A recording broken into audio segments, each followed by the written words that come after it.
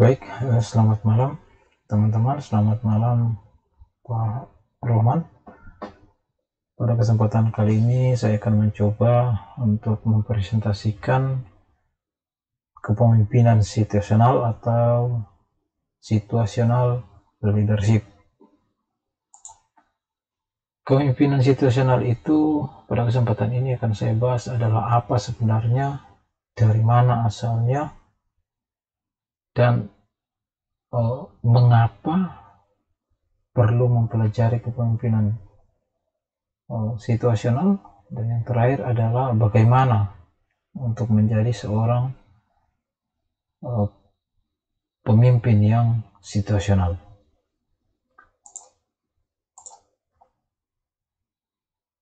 Sebenarnya kepemimpinan situasional itu apa? Kita perlu tahu bahwa situational leadership atau kepemimpinan situasional adalah leadership style atau gaya kepemimpinan yang digunakan seorang leader yang berbeda-beda, disesuaikan dengan tingkat perkembangan para pengikutnya atau follower readiness. Kepemimpinan situasional ialah tentang bagaimana menjadi seorang pemimpin yang efektif dengan mengkombinasikan antara perilaku direktif atau pengarahan dan supportif atau dukungan.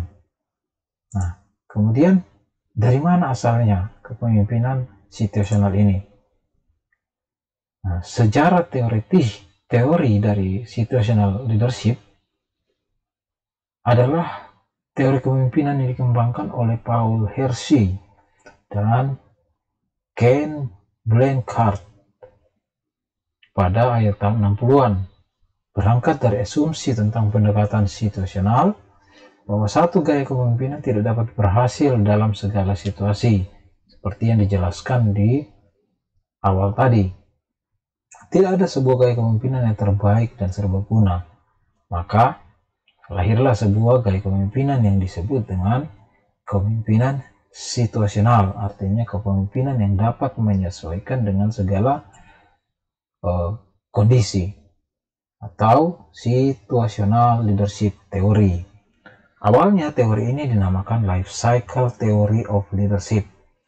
Kemudian pada pertengahan 1970-an berganti nama menjadi situational leadership theory. Kemudian mengapa pemimpin harus mempelajari kepemimpinan situasional? Jawabannya adalah pemimpin yang sukses akan selalu tangkas untuk mengadaptasi gaya kepemimpinan yang paling tepat. Jadi dia harus cekatan atau tangkas lah ya, untuk mengadaptasi gaya kepemimpinan yang tepat di situasi yang tepat.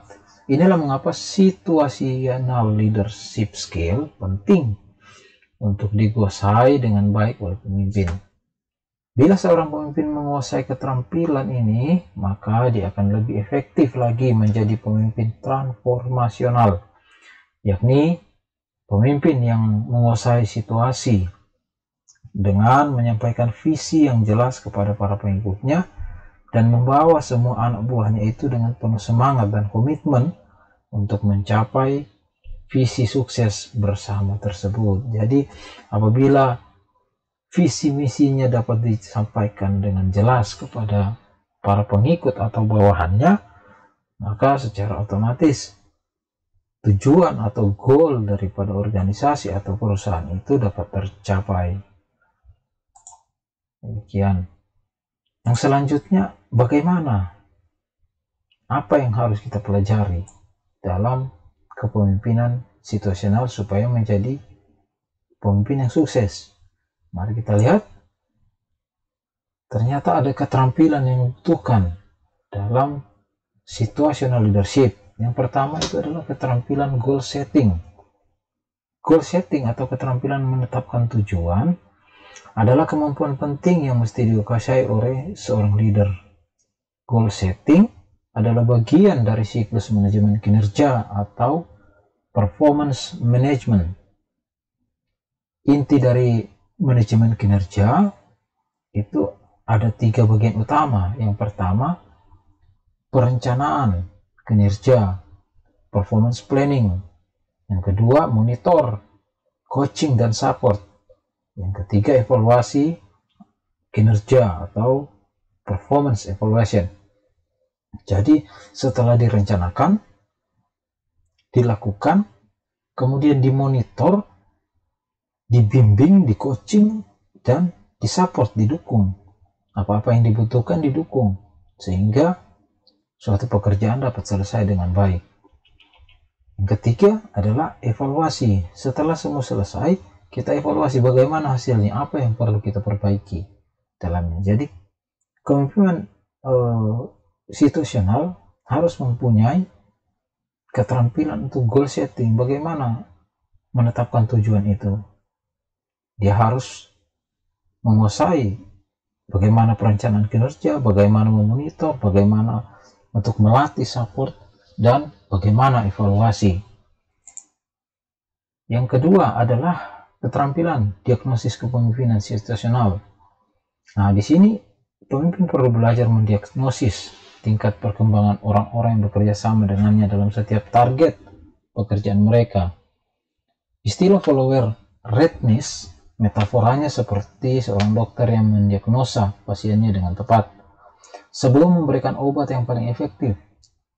Sama halnya dengan seorang pemimpin, penting untuk mempunyai kemampuan mengenali kompetensi para pengikutnya.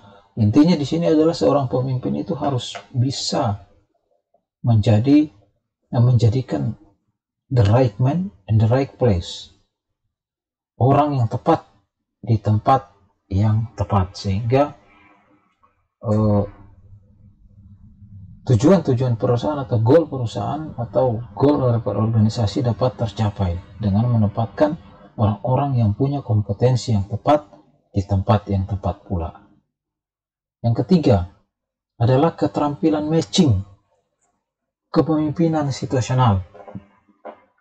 Matching adalah keterampilan untuk menyesuaikan gaya kepemimpinan yang sesuai dengan tingkat perkembangan para pengikutnya. Jadi kalau pengikutnya masih dalam tahap belajar, ya tidak boleh kita juga memaksakan harus target begini. Kita menetapkan target yang tinggi. Jadi dia harus menyesuaikan. Nah, tapi kepada pekerja-pekerja yang sudah berpengalaman, ya bolehlah kita memasang target tinggi karena mereka sudah punya pengalaman. Efektivitas pemimpin di sini tergantung seberapa cakap pemimpin mendiagnosa anak buahnya dan memilih leadership style yang tepat.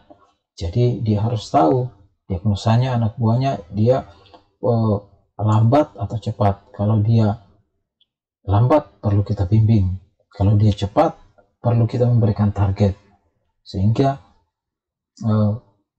tujuan daripada perusahaan visi misi itu dapat tercapai. Kita memberikan target juga tentunya ada reward yang perlu kita berikan kepada bawahan kita. Nah, mungkin demikian yang dapat saya presentasikan, dapat saya sampaikan. Semoga bermanfaat untuk kita semua sebagai bahan pelajaran kita sebagai mahasiswa. Demikian, terima kasih, selamat malam.